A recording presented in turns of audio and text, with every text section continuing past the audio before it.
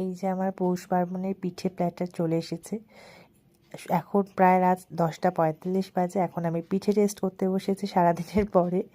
এটা হচ্ছে সরু চাকলি, ঝোলা গুড় আর হচ্ছে পাটিসাপটা, মাই ফেভারিট পাটিসাপটা। চলো একটার পর একটা টেস্ট করি। প্রথমে সরু চাকলিটা এই গুড় দিয়ে ডুবিয়ে খেতে যা লাগে না, আর ঝোলা গুড়টা ভীষণ টেস্টি, অসাধারণ, জাস্ট হেভেন। অ্যান্ড দেন আর একবার টেস্ট করি একটু গুড়টা ভীষণ ভালো, জানো তো, মানে এই কম্বিনেশনটা জাস্ট ফাটাফাটি। অ্যান্ড দেন চলো এবারে হচ্ছে পাটিসাপটাটা টেস্ট করি। এটা কিন্তু নারকেলের পুর দিয়ে মামুনি বানায়নি, কারণ বলেছিলাম মামুনি শরীরটা ভালো ছিল না। আর এটা হচ্ছে দুধ মেরে মেরে যে ক্ষীর হয় সেটা দিয়ে বানিয়েছে। অ্যান্ড এই ঝোলা গুড় দিয়ে, ও মাই গড, পুরো হেভেন হেভেন অ্যান্ড হেভেন।